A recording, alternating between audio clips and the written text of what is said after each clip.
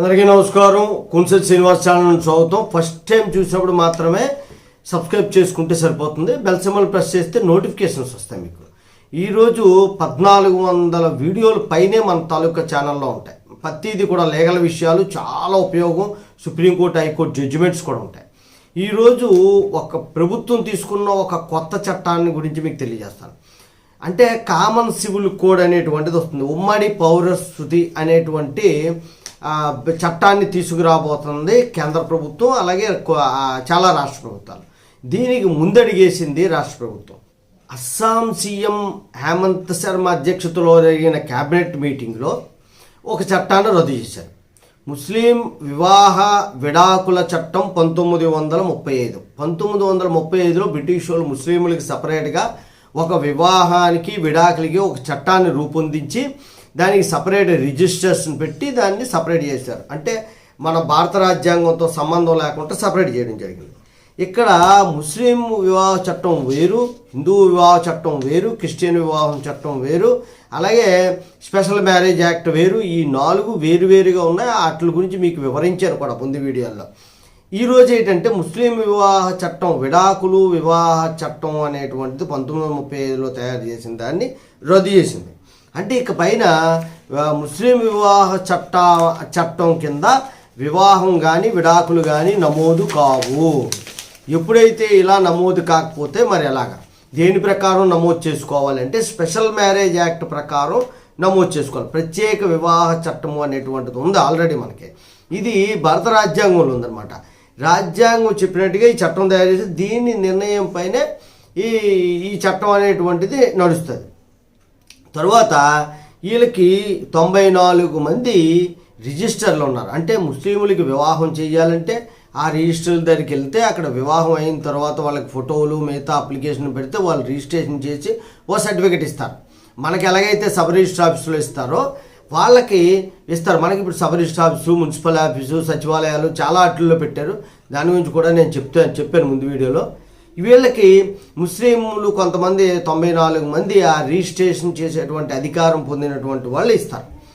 వాళ్ళకి ఇబ్బంది కలగకుండా ప్రభుత్వం 2 లక్షల రూపాయలు వాళ్ళకి కాంపన్సేషన్ కూడా ఇచ్చింది. 2 లక్షల రూపాయలు కాంపన్సేషన్ ఇచ్చి వాళ్ళు వెంటనే ఇబ్బంది పెడతారు కదా, వాళ్ళు ఈరోజు చట్టం తొలగించాం కాబట్టి మీకు ఎటువంటి ఆదాయం లేదంటేనే.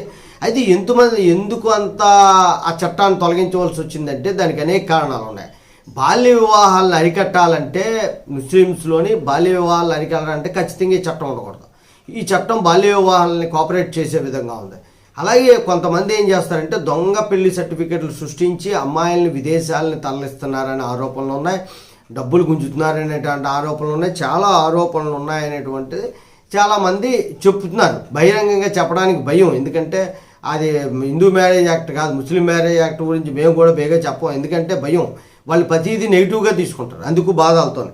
ఉమ్మడి పౌర స్మృతి వల్ల, ఉమ్మడి అంటే కామన్ సివిల్ కోడ్ వల్ల చాలా బెనిఫిట్స్ ఉంటాయి. భారతదేశంలో ఏ మతమైనా ఏ కులమైనా కుల మత ప్రస్తావన లేకుండా అందరికీ ఒక రకమైన చట్టం ఉంటుంది. క్రిమినల్ కానీ సివిల్ కానీ మ్యారేజ్లు కానీ అందరికీ ఒకే రకమైన చట్టం అనేటువంటిది అమలు అవుతుంది. ఎవరిష్టం వచ్చినట్టు వాళ్ళు బిహేవ్ చేయడానికి ఉండదన్నమాట. అందుకని ఏదన్నా ఉమ్మడి పౌరసత్వం అంటే భారతీయులంతా ఒక్కటే అన్న భావన అనేటువంటిది కలుగుతూ ఉంటుంది. ఇలాంటి చట్టాలను తీసుకురావాలి. ఉత్తరాఖండ్ ప్రభుత్వం కూడా ఈ రకంగా ప్లాన్ చేస్తుంది. ముస్లింను 1935 యాక్ట్ను రద్దు చేసి అవి స్పెషల్ మ్యారేజ్ యాక్ట్కి అప్పచెప్పడానికి, అలాగే ఉమ్మడి పౌర స్మృతిని తీసుకురావడానికి ప్రయత్నం చేస్తుంది. ఇలాగా చేయడం వల్ల చాలామంది అపోహలు సృష్టిస్తున్నారు ముస్లింకి వ్యతిరేకం. ఇది ఖచ్చితంగా కాదు, నేను 100% గ్యారంటీ ఇస్తాను. తెలియని వాళ్ళు సృష్టించి మతం కోసం, ఓట్ల కోసం రాజకీయం చేస్తున్నారు తప్ప ఇది మాత్రం చాలా మంచి బిల్లు. ఎందుకంటే ఏ మతస్థులైతే వ్యతిరేకిస్తారో ఆ మతస్థులకి 100% ఉపయోగపడేటువంటి చట్టాలు అవి. పాత చట్టాలు వాళ్ళ స్త్రీలకి చాలా ఇబ్బంది, ప్రతి ఇంట్లోని స్త్రీలు ఉంటారు. ఇలాంటి చట్టాలు రద్దు చేయడం, అలాగే కామన్ సివిల్ కోడ్ వల్ల చాలా ఉపయోగాలు ఉన్నాయి. కామన్ సివిల్ కోడ్ వల్ల చాలామంది అపోహలు సృష్టిస్తూ వీడియోలు పెట్టడం చూశాను. అలాగే కొంతమంది రాజకీయ నాయకులు, పెద్ద కేంద్రంలో ఉన్నటువంటి పెద్ద రాజకీయ నాయకులు కూడా తప్పుడుగా ఆరోపించడం కూడా నేను వీడియోలు చూశాను. అది ఖచ్చితంగా తప్పు. అది ఓన్లీ ఇప్పుడు ప్రస్తుతం ఉన్న గవర్నమెంట్ మీద బురద జల్లడానికే తప్ప వాస్తవం కాదు. కామన్ సివిల్ కోడ్ వస్తే అందరం సమానము అనేటువంటి భావన కలుగుతుంది. ఒక్కొక్కరికి ఒక్కో రకమైన చట్టం, ఒక్కొక్క కులం ఒకటి, మతం ఒకటి ఇచ్చుకుంటూ పోతే అసలు భారత రాజ్యాంగానికి విలువే ఉండదు, భారతీయులన్న పదానికి విలువ ఉండదు. కాబట్టి కొత్త చట్టాలను తీసుకొచ్చినప్పుడు అందరూ ఆదరించాలి. అందులో లోపాలు ఉంటే మనం సుప్రీంకోర్టుకి వెళ్ళొచ్చు, మనకి ఎటువంటి ఇబ్బంది లేదు. కామన్ సివిల్ కోర్టు తీసుకొచ్చారు, ఒక వర్గానికి అన్యాయం జరుగుతుంది అంటే సుప్రీంకోర్టు ఖచ్చితంగా ఒప్పుకోదు. ఎందుకంటే బహిరంగంగా చర్చ జరుగుతుంది అక్కడ, దేని ప్రకారం జరిగిందండి, ఉపయోగం అయితే ఎందుకు ఉపయోగపడింది అన్నది కూడా క్లియర్గా అక్కడ మెన్షన్ చేస్తారు. కాబట్టి ఆ రకమైన భావన, ఆ పెంచేటువంటి వీడియోలని కూడా ఖచ్చితంగా మీరు అవాయిడ్ చేయండి. జై హింద్, భారత మాతాకి జై.